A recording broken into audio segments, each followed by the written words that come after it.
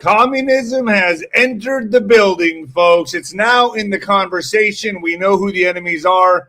Just when you thought that it went away, nah, it's been here all along. It's infiltrated America, and Marco Rubio plus Donald Trump is calling them out. Now we know what they're up to, who they are, and what they're going to do. So I have 𝗬𝗍𝗵𝗶𝗹 joining me today. She used to work for the Epic Times. She's now with NBC. She's an investigative journalist. She knows a lot what's going on with Marco Rubio and the Epstein files, so we're going to cover some of that as well. Very well researched and very well, a very intelligent young lady, ladies and gentlemen. Folks, hit the notification button. Hit the notification button. I'm in LA right now, Los Angeles. I'm going to be doing some in-person podcasts here. Gold, Lies, and Videotape. It's about the Victoria Peak gold heist, the biggest in American history, and could be the reason for JFK's death, his assassination. You got to hear this story. It's absolutely insane. I'll be doing it tomorrow in person. I'll get it out at some point at 𝗬𝗏𝐶𝗠𝗿.tv. That's where you want to be. So Venmo D-Rod1977, D-Rod1977. Please leave it on up. Oh my God, I always get ahead of myself. Oh boy, life right now, it's so hectic. So hectic, I get ahead of myself every time. Okay, now we're going to the When the Lights Go Out. When the Lights Go Out, folks. That's on Amazon. Please leave an honest review. That's what I meant to say before. And my mom's book, The Mexican Mix. Also leave an honest review. And folks, get your trim, baby. Get skinny. I'm at the beach. I feel good. I look good. All right, folks. A new survey found that 1 in 3 Americans feel most self-conscious about their body at the beach. More than anywhere else, summer is here. The trips, the pool days, the photos are already happening. And if you've been eating better, cutting back, and genuinely trying, but cravings keep taking over no matter what, that's not you being weak. Your hunger hormones are working against you. This is why I'm obsessed with GLP-1 Elevate. Instead of pharmaceutical override, it uses clinically studied plant-based ingredients like metabolite to naturally restore my body's own hunger signals. In clinical studies that raised the GLP-1 levels by 56%. This is without injections. This is just a pill.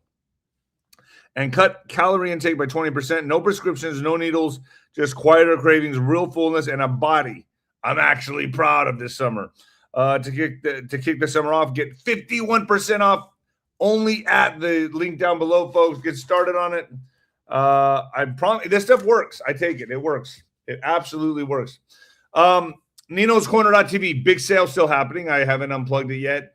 That is the Live Forever sale. You're going to want to be there for the midterm madness, folks. I'm going to be on top of the game, over the target every single time, bringing the best guests to you. So midterm madness, 𝗬𝗏𝗏𝗶𝗹.tv. I'm thinking about it, up the price a little bit in the next month. Don't know for sure.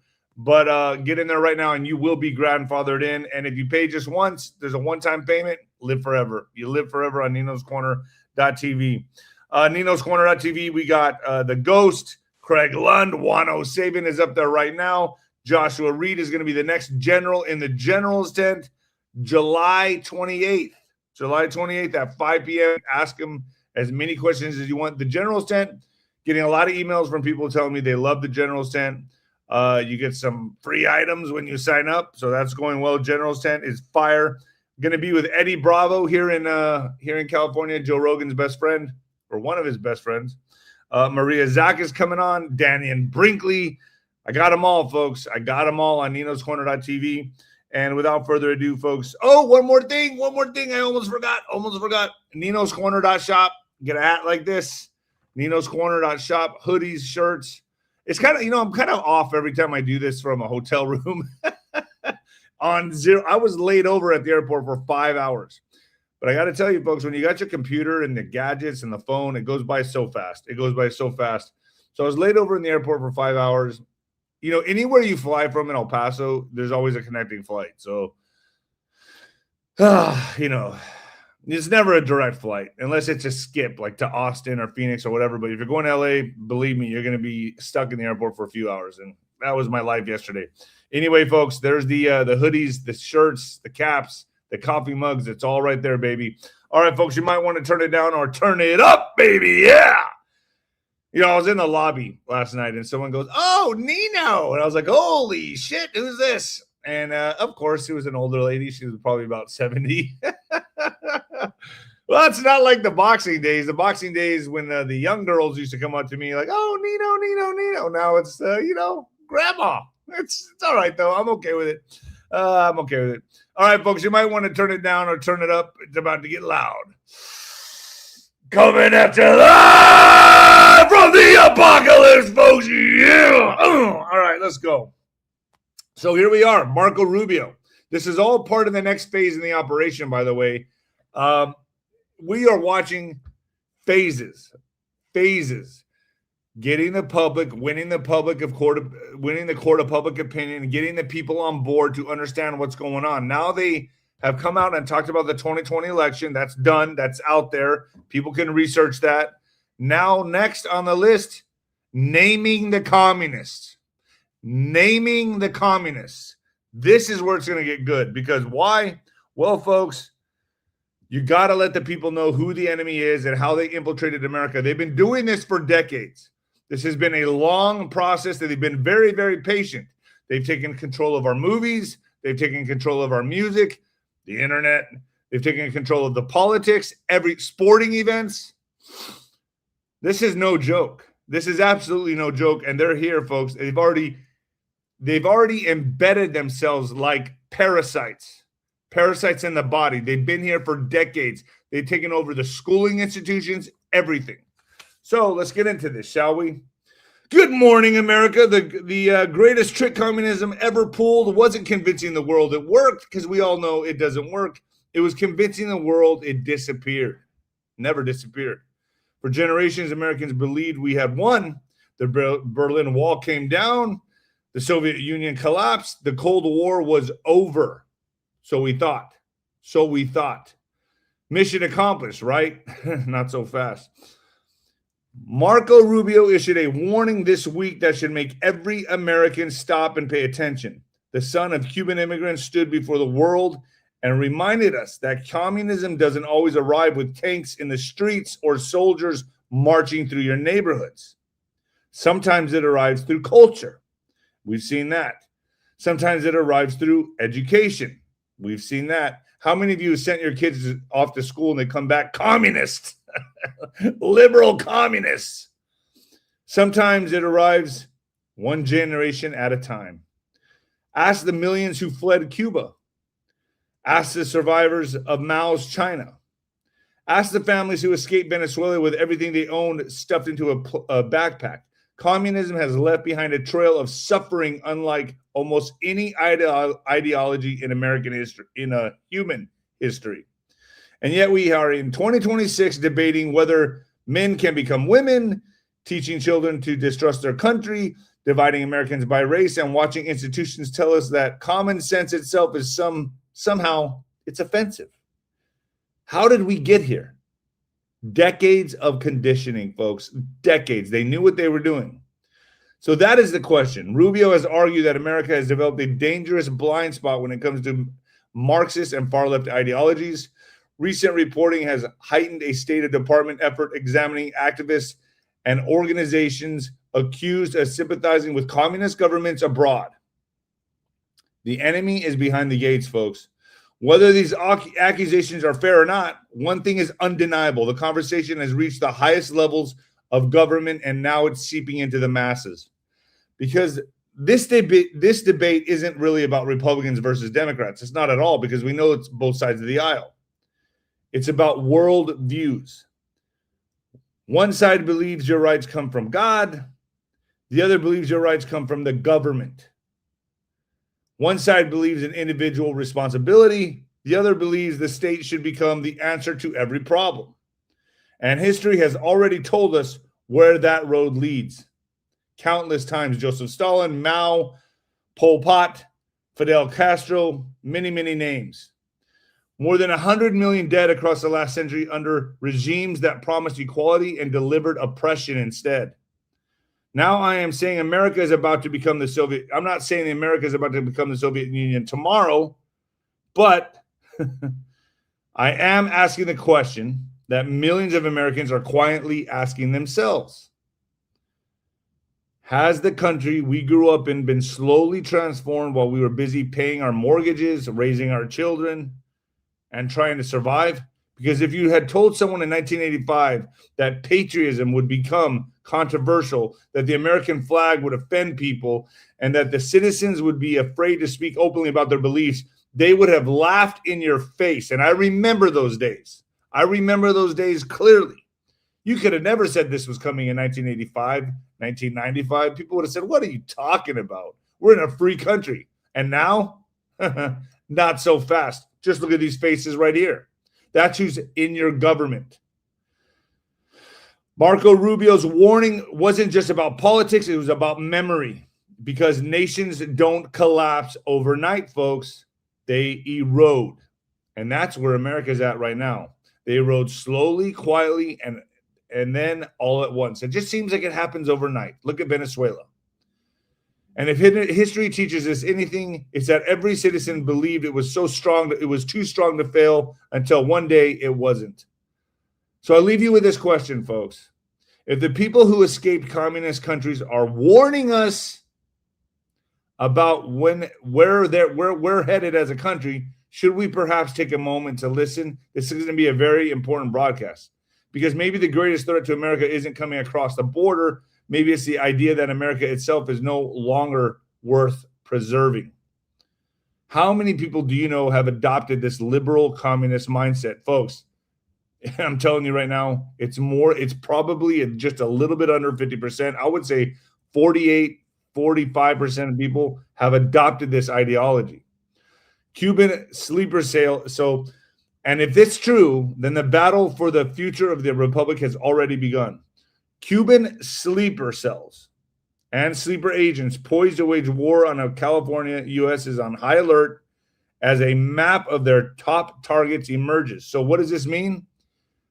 This plan outlines coordinated nationwide actions.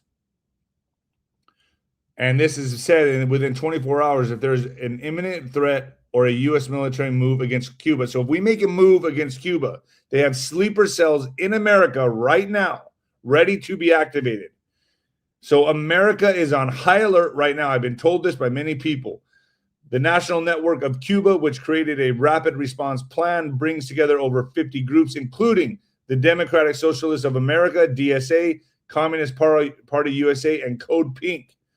Organizer would focus on military bases, recruitment offices, federal buildings, ICE facilities, and even sports arenas during big events, the documents say. So they've got this strategized. They've got this planned out to bring down the infrastructure of America if we threaten Cuba. So is this the Cuban Missile Crisis 2.0 that Juan talks about and so many others talk about?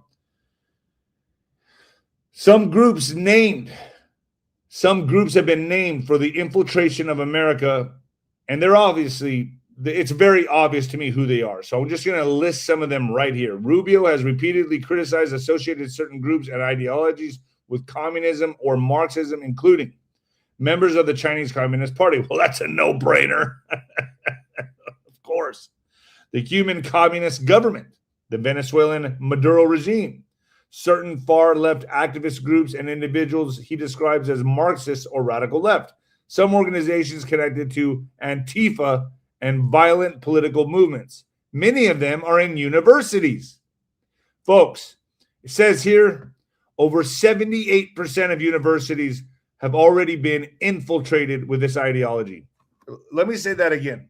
78%, meaning you're sending your kids to school to learn about communism so they can become communists, baby. Yeah.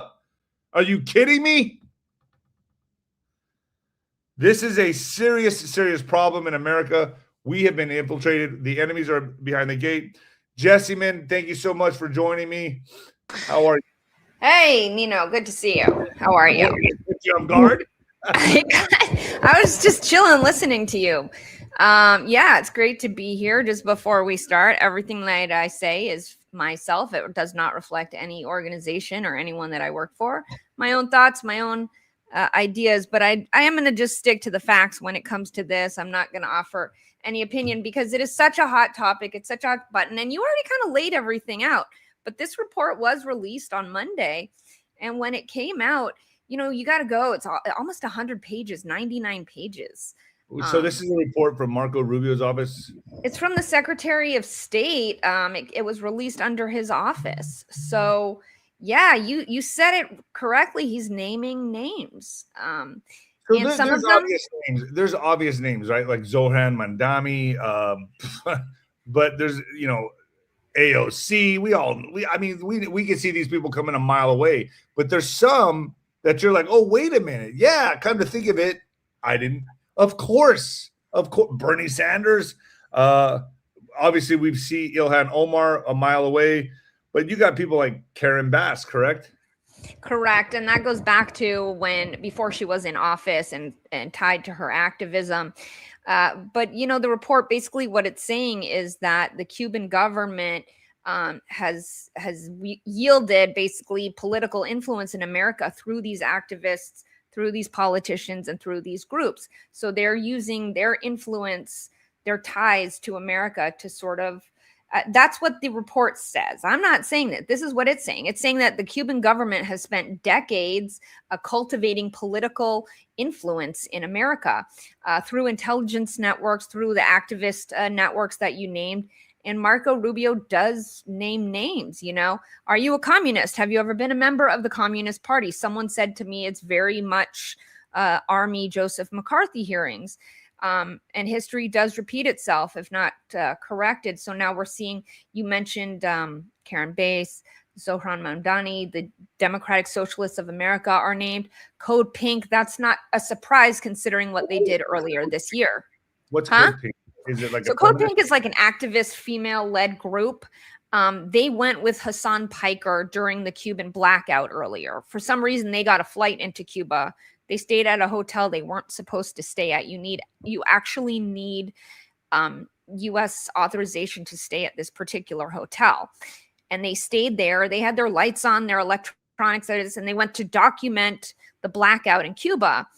And one thing that I noticed was that a lot of people left and right said, wait a minute. Even left-wing activists in America said, hold on a second. You're going to help the Cuban people and you're having dance parties in a fully lit hotel and eating while people are in the dark, no water, no electricity. Like, this is weird. So Code Pink and 𝗬𝗵𝗶𝗶 are named, and it was tied to that. The Democrat Socialists of America, and the reason that Zohran Mamdani was brought up is because he belongs to that party. He's a Democratic Socialist. That's not a secret. That's public information. That's the ideology that he subscribes to. And then there's some really odd ones. They mentioned Cuba didn't actually have ties to Cuba. What this report says is that movement, it influenced Americans to be more communist. That's what this report says. It's being they said that report, whether they knew it or not, and whether it was on purpose or not, helped advance the Cuban government's interests in America. Well, hold on, let me read this just for a second. Cuba built covert networks inside America through spies, activists, and universities, State Department alleges. Cuba spent decades waging a covert campaign to infiltrate the United States through espionage and ideological influence, according to a new State Department report that calls Havana the capital of 21st century communism. Secretary of State Marco Rubio said the report is intended to expose what he described as Havana's decades-long campaign against the United States. For more than 6 decades, the Cuban regime has been leading sponsor of radical leftism and third worldism in the United States. They have taken over our universities. How many people have said, well, you know, I sent my kid, conservative families, conservative parents have said, I sent my kid to college. Next thing they come back home, they're a liberal Marxist, they're a liberal communist. I've heard this time and time again. So it's taken decades for them to infiltrate our universities, our culture through what? Liberalism. Communism seeped in through liberalism, correct, Jessamine? I mean, that could be one way to look at it. It's a lot of the, when you're going back to, equality and wanting everyone to have a piece of the pie, that at its core isn't a bad thing. We want everyone to have a seat at the table, right? But when it starts becoming extreme, that's where we need to open our eyes. What do you mean you want everyone to have a seat at the table? You believe there should be cold Marxist, communist? No, that's not what I mean. I'm not saying no. Let me be very clear. That's not what I mean at all. I mean just at the root, like when you're going back to the 60s, when you're going back to the civil rights movement, like everyone should have an equal opportunity.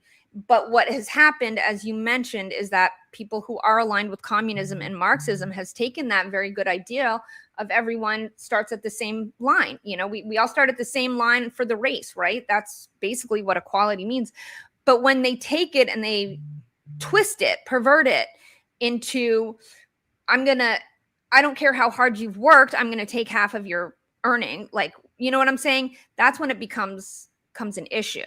And a lot of the people have taken that very core idea of we're all equal and made it into a Marxist ideology. So there goes, but well, aren't we all equal? Don't we all belong to the same human race? Sure. But when you take it and you go even further into the communist ideology, that's where it starts to have a problem. And I think that's where a lot of the college students are being lost. Well, it comes in as, a very soft type. It seeps in, right? So they have a lot of patience. They know they can't just do this overnight.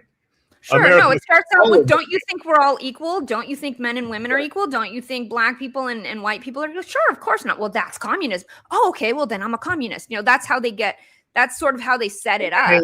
They depict Trump as the big bad wolf, the guy that's coming in to push capitalism. Capitalism is bad. The wealthy should share their riches. The wealthy should be taxed more and give to the poor common man. That's how they do it. So front groups and fellow travelers, State Department attacks U.S. left over Cuba. So right now, folks, I'm telling you this. Cuba is stating, and the intel is out there, that if you make a move on Cuba, which I'm hearing we're about to do, that they will activate sleeper cells in America. So we don't just have Iranian, Hezbollah, Hamas terrorist cells to worry about. We also have Cuban sleeper cells. Folks, America has been infiltrated by more than just one group. This is a coordinated effort. And if we make a move, they're threatening. If you make any kind of move on Cuba, we're going to pull the plug. What's your thoughts about that, 𝗬𝗻𝗻? At this point, I think there have been so many threats thrown around. The thing is that when you talk to people whose parents came here from Russia when it was a communist country, when you talk to people whose parents have come here from Cuba, they can tell you exactly why communism doesn't work from their point of view, from their lived experience, and they can tell you what they went through. But it seems like a lot of younger people aren't really listening. Again, going back to that core value where this is how they get you. They go, aren't we all equal? Don't we all deserve? Sure, yeah, but that doesn't mean that, if I buy a house and my neighbor's yard is less, that I have to give half of my yard to my neighbor. That's basically communism at its core. That's not what that means. But they sort of get into this way, and I've seen it happen where I saw it happen with, like you said, Hezbollah and Hamas, where they start off gently. And it's like, oh, yeah, that kind of makes sense. And then boom, before you know it, you got to give up your house. You got to give up everything you've worked for. It's very genius on how they achieve this goal. And I really do believe we're in their end game right now. I do believe that they are now at the point where they're being confronted and they're going to have to make a move. And the way they did this was to get everyone so open-minded that they'll accept anything. That's anything. What I meant. That's exactly what I was talking about. And I don't know I don't know if I said it the right way or if your viewers will understand, but that's basically what I was trying to say. Right. I got it. I got what you were putting on. So it is like that. So they're saying, like, you know what? You got to be so open-minded, so liberal that, gee, Sharia law has a place in America. Gee, communists have a place in America. And that's how they erode and corrode the country from within and take it over. That's A, B, C, D, E, F, G, folks, right there. Communism laid out very simply for you. And now we have Marco Rubio, we have Donald Trump pointing fingers and saying, you're a communist, you're a communist, you're a communist. Now, where does this go from here? That's really what I want to know. Where does this go from here? We have Senator Rand Paul. Rand Paul coming out saying that there's a deep state within the deep state. So we all know about the deep state, but he's saying there's actually a deep state within the deep state. So he says here there are only 8 people in Congress. 8 people in Congress. I wonder who these people are. Who have any idea what the CIA and FBI are doing? I'm sure Pelosi was one of them. Everyone else is kept in the dark on purpose. When you talk about the deep state, there's a deep state within the deep state, he says. They're called the Elite 8. And this is the communists at the core. Modeling, so this is the communist model. They've infiltrated America. They're in our politics. They're in our music. They're in our entertainment. They're in everything. How the fuck do we flush them out and get rid of them? And can you just arrest somebody for their belief system? Well, you can't arrest someone for their belief system in America because you have the right to believe in what you want. It's just how your actions go based on your belief system. So if you're acting in a way that allows you to be arrested based on your beliefs, you can't just, again, you said something very interesting at the very beginning, and I did want to touch on that for a minute. You talked about the Berlin Wall and how have we come.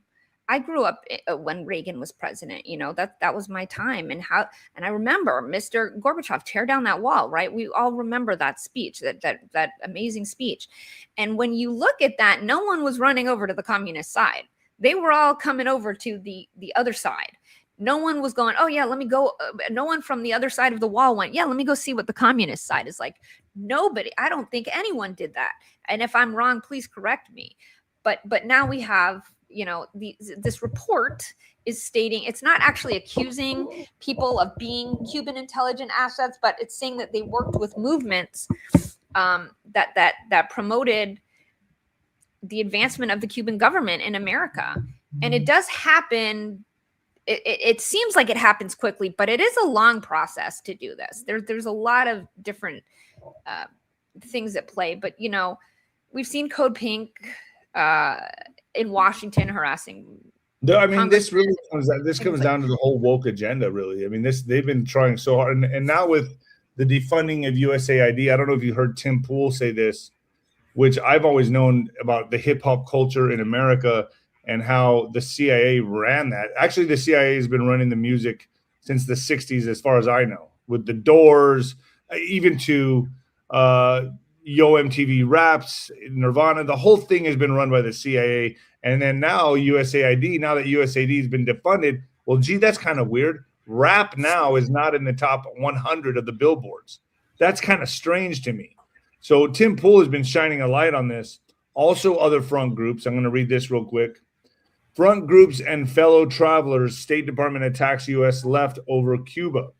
As part of the Trump administration's continuing attack on left-leaning groups, the U.S. Department has listed several activists and organizations as front groups and fellow travelers for Cuba, including Hassan Piker and the Amazon Labor Union founder Chris Smalls. In a 100-page report, that's the one you have, correct? Correct. Released on Monday, the State Department denounces Cuba as the capital of the 21st century communism, accused the Cuban government of carrying out a campaign of subversion that has infiltrated the highest reaches of the U.S. government, recruited and cultivated generations plural, of American activists, backed an unprecedented wave of left-wing terrorism on American soil. The State Department also alleges that the so-called campaign is designed to turn America against itself, destroy America from within, and singles out several left-leaning activists and organizations, including the Democratic Socialists of America, the 𝗬𝗏, the daughter of Minnesota Democratic Representative Ilhan Omar, the New York City Mayor Zohran Mamdani, the journalist Amy Goodman, citing their criticism of U.S. policy toward Cuba or participation in Cuban solidarity movements, describing the DSA, of which Mamdani is a member. The report says the organization serves as a particularly potent illustration of the ideology victory Cuba's effort to position itself as the spiritual capital of the third worldist radicalism. I mean, this is, you know, and by the way, it's not just, you know, right-wing news outlets that are reporting this. We've got The Guardian, we've got CNN, all reporting on this. You know, it's not a left or right issue. And you said, how do you destroy a country? Yeah, you can bomb, you can go in, boots on the ground, but you destroy them from within, from the people. That's the easiest way to do it. Let me ask you this. You've worked in the news syndicates. You've been with Epic Times, and you're with NBC now. Have you've seen this firsthand, correct, with your colleagues? What do you mean? I've seen what part? I mean, the liberal woke agenda, their ideologies is more so left-leaning. I mean, people that are not really where I worked. I haven't seen anything like that. Not personally, no. Most people that I worked with or have worked with are pretty level-headed. I haven't worked with anybody who's, you know, super out there that way. So personally, no, I can't say that I've witnessed that myself. I'm sure, you know, I'm not saying it hasn't happened. I'm just saying I haven't witnessed that. I mean, the Epic Times, that's more of a right-leaning. It is, for sure. But you know, it's I think one thing that and I'm independent, but I think one thing that left, right, independent can all agree on is that America is a country that, I mean, we live here. We deserve to live here peacefully. We deserve to live here without foreign influence. We deserve to live here and live our lives to the fullest extent. We all just kind of want peace, and we want to protect this country. And I don't think that's a radical idea. I think that's a but there's also the ideology the left will tell you, live and let live. You know, don't bother me in my backyard. Don't bother me at my house. Communism or Muslims have a place here in America, but in my mind, anything that goes against the Constitution or where they press their beliefs onto yours, there's a problem, a big problem. And when you send your kids to school and you have these liberal communist professors teaching them this ideology, I have a problem with that. I mean, how do we separate the wheat from the chaff on this? That's going to be the hard part about this. Like, you can't just fire people for their ideologies, their opinions, right? That's not America. So this is a very ingenious way they've infiltrated America and made it part of our culture. Well, one thing that we can do, and what I do as a mom, is, and my son's only in middle school, but when he comes home, I say, what did you talk about? Did your teacher talk about anything like this? And if there's nothing, you know, has come up, but I talk to him about things that he's learning. I am very involved in his schoolwork. I look at what the assignments are they're giving him, and I make sure that they're appropriate. I understand when kids get to college, you can't really do that. College and high school, they kind of go off on their own. But really, as parents, and we have to be involved in our children's lives. We have to.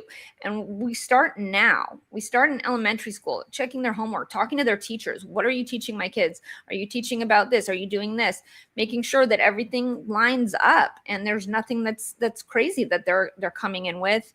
And you know, and that's sort of, by the time they get to college, they'll have their own mind and they'll understand the way things work, and they're understanding what is and what isn't appropriate to be taught. And yes, some kids do fall into that peer pressure in college. They go, oh, my friends all believe that, you know, I can be a cat and I'm going to be a cat. You know what I'm saying? Like, there are kids that still get that way and can get to peer pressure, but we have to start talking to our children now. The earlier, the better. You know, I read my son books on World War II. We watch documentaries on communism, communist Russia, and he's 12 years old because I want him to be informed. And it's our job. People go, oh, why are you doing that? It's adult content. It's not. It's history. It's things that he needs to know before he goes off when he turns 18 on his own into the world, so that he has a good head on his shoulders. That's really the only way to fight it. It starts at home. You know? What about, you know, homeschooling? I mean, a lot of parents are doing that now. I mean, do you have any objections against homeschooling? I don't have any objections against homeschooling at all. I was considering it a couple years ago when I was working from home. I thought, you know what? I think I need to keep my son at home because there was so much going on and so much information. And his school had like 2 lockdowns for kids bringing guns, and that was in a normal, middle class neighborhood. And I thought, I'm just gonna keep my son at home because there are people who don't talk to their kids. There are people who don't teach their kids right and wrong. There are people who don't teach their kids American values. I mean, or the Constitution. It's one thing with this woke ideology spreading through the schools, but man, you just hit the nail on the head. The fact that any school can be targeted for a mass shooting is enough to keep your kid at home, dude. Like, seriously, that right there is, that I think everyone can agree with me on that. Just that problem by itself, that there could be a mass shooting at any school to just one crazy kid that's been picked on, bullied too much, and he got sick of it, and he's bringing a gun to school. That right there, coming in and shooting up a school. This is happening. I'm hearing, mass shootings now are happening like every few weeks, and at one point, it was happening like every other day. I mean, America has a problem with this. So yeah, that alone, that just by itself is worth homeschooling, right? For sure, 100%. Again, it starts at home. And if you see your kid having any kind of depression or problem, and you as a parent don't step in, you should be held responsible for any violence that your child causes. That's the thing, is that and we do have the internet now. You mentioned the internet, and we have these social media platforms where kids are going on. Like, I was scrolling through a social media platform, and there were teenagers having a discussion, and the topic was the American flag is racist. And I went, what the hell is going on? Where are these kids' parents? You're 17 and 18 years old. Get offline. What's going on here? So again, parents got to step it up, because then they become adults, and at that point they're just brainwashed. So let me just pivot for a second, because I know you know a lot about the Epstein stuff that's going on. And I know this is one of your most favorite subjects. So let's get into this for a second. We're going to pivot into the Epstein stuff here, folks. Modeling scout linked to Epstein found dead in Paris suburbs. A modeling scout linked to the late convicted sex offender Jeffrey Epstein has been found dead in his estate in his home. Daniel Sayad, 69, was discovered on Monday in 𝗀𝗂𝗶𝗹 of northwest suburb of Paris. What's the story with this guy? So he was a modeling scout in France, and he had ties. He was mentioned over 2,000 times in the Epstein files, the files that we have been able to see. Now, he allegedly introduced young women to Jeffrey Epstein, and I'm just going to make sure that I get this right. Now, his lawyer, he was found dead in his home. He's 69. His 28-year-old female friend that was living with him found him unresponsive near Paris. And they have opened an investigation and into an autopsy, ordered an autopsy. But I am torn on this, because if he did what was suspected of him, and I've said this online, and I know it might sound controversial, but dead people who hurt kids, when they die, I have they don't reoffend, right? Because we've learned a lot of things about SA offenders, is that they constantly reoffend. So this guy was out there walking around free. Let me just tell you something very interesting, though, that did go on my radar. There was a whole cache of recently declassified Epstein documents. France had an investigation into this guy. They had questioned one of his witnesses, one of his victims recently, who was a Swiss model. And she went on record, and they deposed her, right?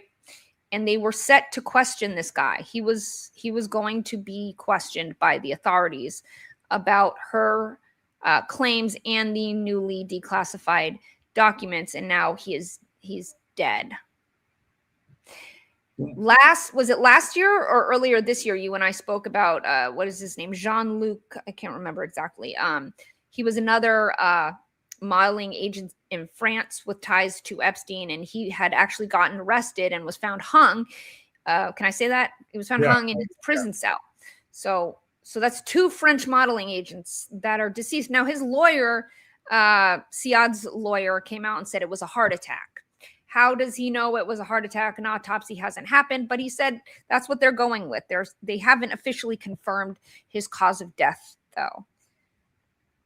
You know, I see, you know, I got a feeling this is going to pick up a lot more. We're already seeing it. A lot of people that are associated with Epstein, they're just dying off, aren't they? Yeah. They are. Jean-Luc Brunel, that's the guy. Jean-Luc Brunel. Okay. Yeah, he was one. But so listen, this guy, Siad, man, he was accused by at least 5 women of human trafficking, RAPE, in France. And he's mentioned a lot in the files, but it's just the US declassified some documents, and the French authorities said, we're going to start arresting people. And they have. France, England, other people, Norway have started arresting people for things that they can prove, you know, or they have enough evidence to arrest them and hold them. This guy, he was ready. He was about to be questioned whether he was going to talk. We don't know now because he's not alive. You know, I always say, man, a predator, you know, 1 strike, you're out. I'm totally for that. So they cannot reoffend. I think the death penalty should be on all of them, like immediately. Like not a life sentence, none of this stuff. Just take them out. I don't want my taxpayers' tax money supporting these people in prison. That's my thoughts on it. I think it's a demonic possession, in my belief. I believe it's a demon that has, you know, infiltrated their soul, and it's just best we send them on their way and let God deal with them. That's really how I look at it. That's where I'm at with it. Let me switch gears. I'll go further. I'll say anyone who hurts a kid. 100%. Anyone who abuses a child. And by the way, 16 in America is still a child. You can argue with me all you want on that. That is a child. And I will stand 10 toes down on it. And this is one thing that I'm not afraid about giving my opinion on. A lot of things I won't give my opinion on online or in the public, but people who hurt kids, I will. Or animals, by the way. I'm just saying, because there's no rehabilitation from that, right? And it's taken so long to get anybody to the point where they're questioning them by authorities. It's taken so many years to find this out and to have people be held accountable. But the victims are testifying, right? They're not testifying. They're giving their statements to the authorities. They're telling people what happened. And so the authorities are using those statements to go and try to find any kind of a probable cause, evidence to arrest, to detain, to question. I mean, it is kind of weird. This guy was about to be questioned and now he's dead. So we don't really even know what, again, he could have just he might not have said anything. He might have denied it till the day he died, but he might have said something that we, you know, could have gotten a little bit of justice. So when you ask a lot of parents these days, they say their, you know, number one worries about their kid getting hurt. Obviously, predators, right? We now know they're everywhere. You know, back in the 70s, 80s, and 90s, it kind of, you know, just come home when the lights come on. I remember my parents were like that with me. I would go ride my bike and be out there, and little did we know just how, you know, how saturated America was with these predators, man. I mean, they were in full throttle back in the 70s, 80s, 90s. Serial killers were on a peak. I mean, it was crazy back then. If you really look back at it and look at the way it used to be, how insane it was that the parents would just let their kids free reign, go out there and live their life at parks and neighborhoods and come home when the lights come on, right? It's not like that anymore. But no. Is it starting to get overboard? And this is where I'm going with this. Is that there's a lot of parents that aren't minding, that don't really mind the surveillance. So there's been a chilling map that shows where more than 117,000 surveillance cameras are hiding in the U.S. Is your hometown being watched? What's your thoughts on this? These flock cameras, right? So hold on. Hold on. A nationwide surveillance system may know where you drive, when you leave home, and which places you visit. More than 117,000 automated license plate readers, ALPRs, are scattered across America, according to this map. The roadside devices photograph passing vehicles and record their license plate, locations, and precise time of travel, allowing separate sightings to be pieced together into a detailed journey. So these flock cameras, these surveillance cameras are popping up all over America. But with the predator problem that we have, people are worried about their children. What's your thoughts on this? Are you for or are you against these? I mean, that's a great question. I used to watch this show, and it was like Cops, but it was in London, and they literally have cameras on every corner. So they're like, oh, he walked around that corner. Oh, that guy just stole something and they're watching it in real time and stopping crime. So I thought that's great. And I know that it's gotten a little bit, but like anything good, people are going to abuse it. So there have been reports where people, and you can look this up, but this is not from me, it's documented, where there were a few cases where people who worked for the police were stalking their exes with flock cameras, watching them come and go. There's always going to be a downside to most things, especially with technology. There's been a lot of privacy concerns. People are worried about data sharing, misuse, again, using the system for personal calls. But it's funny because you talk to someone in London, they're like, what are you talking about? We have cameras in every entrance of every single store, every single train, every bus station. I mean, you could go, the show it's actually kind of amazing because they're like, oh, there's a guy, he's walking in. Oh, he put something in his pocket. Like, they're watching and catching these guys in real time. But there's a lot of cybersecurity concerns, hacking, I don't think that's happened yet. But a lot of it, again, there's good and bad. For example, we have a couple hundred in my town, and now LA has just canceled their the city of Los Angeles canceled their contract with the flock camera company because of so many complaints and so many protests going on. Again, with technologies, there's ups and downs, right? Do I want to be watched every single minute of the day? No. We have a lot here because we are very close to the border. Well, people, this is their argument.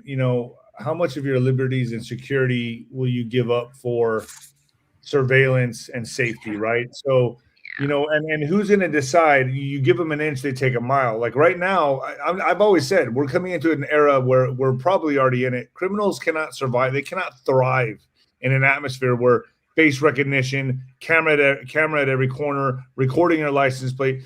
Crime is going to ultimately, I believe, with AI and quantum that's coming, it's going to go away. You're not going to be able to survive as a criminal. But then that leads me to social credit scores. This is where it's going. So they're going to make this seem all fine and dandy for right now, but very soon it's a totalitarian tiptoe that David Icke has talked about extensively. This is going to turn into, ooh, what's your credit score? Ooh, you went here, you went there. They're going to watch every fucking thing you do and make your life a living hell. And that's where I think this is headed. Well, have you seen that report that I think starting in 2030, all brand new cars are going to have like facial recognition? Yeah. That's crazy. They're like, oh, but your car won't get stolen. And there was a girl, she posted, I wish I had the video with me now, but she posted a video with a photo that she got in the mail. Now, her phone was in her lap. She wasn't using it. It was just on her lap. She was at a red light, both hands on she got a ticket. They said she got a ticket. For what? Because in California, it's a no-touch state. You can't touch your phone while you're driving. And it was in her lap. And she was like, what the hell? They, at a red light, they're scanning. They know if you have a dent in your car. They know if you're drinking a Diet Cola in your car. And she said, this is crazy because this is the picture they sent me. You can see the phone's in her lap. Her hands are here. And they said, you had your phone touching your body. You got a ticket. That's okay. See that right there. That's what I'm talking about. That's a no for me. Yes on getting rid of crime. Yes on catching people. Yes on deterring predators and criminals. 100%. A lot of things, though. I don't know if it's going to stop criminals, but it'll help them catch them faster. Yeah, I like I said, I mean, I'd actually like to look at the statistics. Maybe somebody in my audience can. House burglaries, carjackings. I would imagine that I know the economy sucks and people are desperate, but with the surveillance and the flock cameras, I would imagine it's probably starting to decline now, I would think. Now, it's just an assumption. I don't know. But maybe someone in my audience can tell me that and let me know and report it on us. But I'm going to take some super chats. You want to take some super chats with me, Jesse? What's a super chat? Okay, super chat is where they ask questions. Oh, boy. I showed up on the screen. All right. All right, let's get to 𝗀𝗃𝗂𝗏𝗃𝗂𝗃𝗏 576. Thank you so much, super sticker. Thank you. Big time 17 ounce. Sancho says elecciones must be paused pronto. That is all right. I agree with you 100%. Well, there's no more elections in Nicaragua. I don't know if you've heard. Oh, I did hear about that. That's crazy. That's nuts. James Ranis, I think that's 4795. Thank you. 𝗀𝗃𝗂𝗏𝗃𝗂𝗏 576. Thank you so much. And James Ranis, brother, let's rock ringside today. Love you, bro. It's not today. It's the next week. Ringside isn't. I know. A lot of you wish I did it today, but no, it's going to be the next week. All right, let's get to the next one. Mr. Storm Surge, Nino, communists never ever make poor people richer. They only make the dictators rich. Ortega and Nicaragua now says no more elections. Yeah, she just said that right there. There you go. That's right. Kelly Ray, 1980. Love you, Big David. Safe travels. Jessamine did great today. I pray Appreciate parents that. listen about our children. History and morals start at home. Yeah, 100%. 𝗀𝗃𝗂𝗏𝗃𝗂𝗏 576. Thank you. All right, Jesse. Jesse, I want to thank you for joining me. I'm going to get to the beach, folks. I'm going to go try to get a tan. You know, I've been on the trim. I've been on the trim, the GLP-1. And You do a great impression. I think it's a very good impression. Which one? Which You're one? Trump, the great. Oh, Trump. I don't. It's I have pretty a lot of impressions. I do a lot of stuff, Yeah. but Jesse, thank you so much for joining me. Yes. I'll bring you on again. God bless you. Where do people You can find find me at 𝗬𝗵𝗶𝗀, JESSAMYN. That's 𝗬𝗵𝗶𝗀 TV on Instagram, or I don't really go on Twitter X too much, but you can find me. Go find me. 𝗬𝗵𝗶𝗀, there she is. Thank you so much for joining me. All right, folks, and I'm going to get to some what the fuck news now before I head out to the beach. You know I like to read the what the fuck news. So, can you catch dementia? Now, that's a question I'm asking because my mom has it, and now my dad has it, and I'm starting to think I have it. Something's going on with me. Can you catch dementia from a spouse? And here's what, you know, folks, I'm seeing a lot more of these articles, and I believe, me personally, it's all from this. It's all from this. And they're just making up shit now to lead you off the scent, to get you off the trail. Because I believe this is causing all the ailments. You have people now in their 50s. I would imagine even their late 40s getting dementia. I've never seen this before. Now, my mom's dementia is off the charts. It's now at a level where, you know, some days she doesn't even know who I am. And let me tell you, folks, it's the most evil disease I've ever experienced in my life. I've never seen anything worse than this.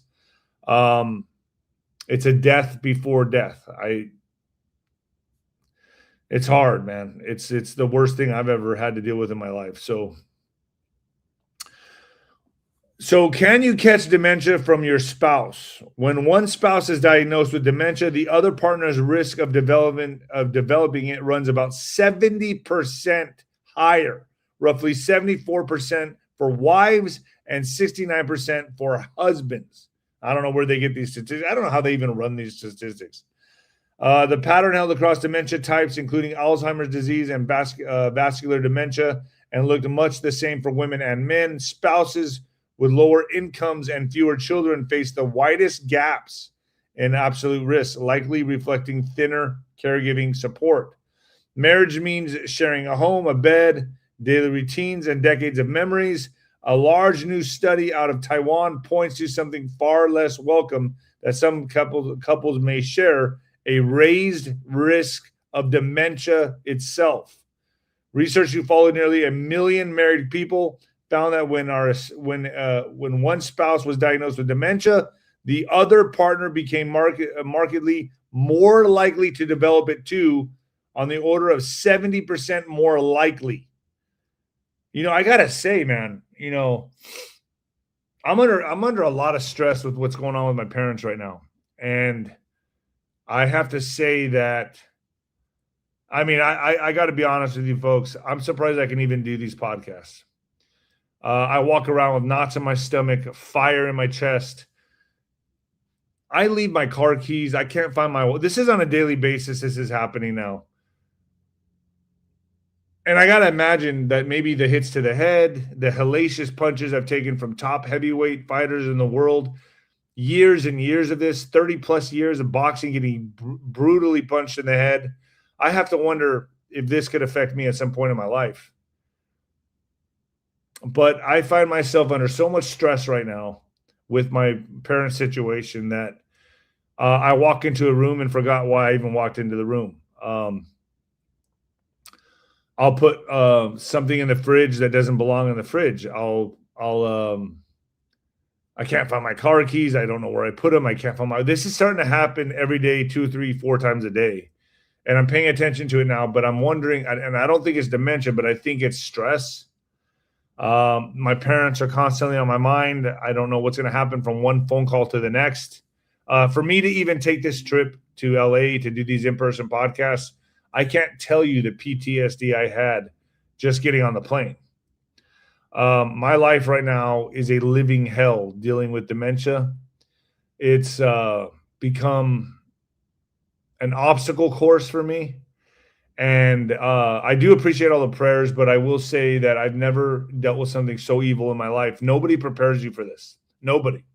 I've never seen anybody. When I was growing up, maybe I didn't pay attention to it, but being a caregiver of parents, obviously we have nurses at the house and things like that, but I'm there 2, 3 times a day. I help my dad get in the shower. I sometimes give him, I give him a shower. I help him on the toilet. They're both bed bound. Neither of them are mobile. My mom's mind is basically completely gone. It is the most cruel, evil disease I've ever seen in my life. And it just gets worse. It just keeps getting worse and worse and worse. So could it be contagious? Well, my dad has definitely got a touch of it now, but I really do believe it's from this. I really do believe that. And I've talked to caregivers and they've told me that, wow, there's elderly people that are in their 50s and 60s in homes now. I've never heard of that before in my life. And they all have dementia. Gee, that's kind of strange to me. That's kind of strange to me. I got to tell you, folks, we are in a fight for our lives, literally. And the elites are against us. And I'm just bringing it to light. And I do the best I can with my podcasts. And if I'm late some days or something doesn't get uploaded on time, please have patience with me. I'm dealing with a lot. And I would appreciate the mercy on me, because right now my life is a living hell. And I'm doing my best to get through it. So with that being said, folks, thank you for joining me. I will be the 𝗬𝗏 video is up right now on ninoscorner.tv. Many more videos to follow. You want to be on ninoscorner.tv for as we come into the midterms. I'm going to have the best guests you've ever seen in your life. Folks, I'm getting some really good guests coming on ninoscorner.tv. Big sale, live forever, pay once, and you're on there forever. And I appreciate the donations, and I appreciate the prayers. Thank you. And the new heavyweight champion of podcasting and the Black Sheep of broadcasting, folks. Peace out.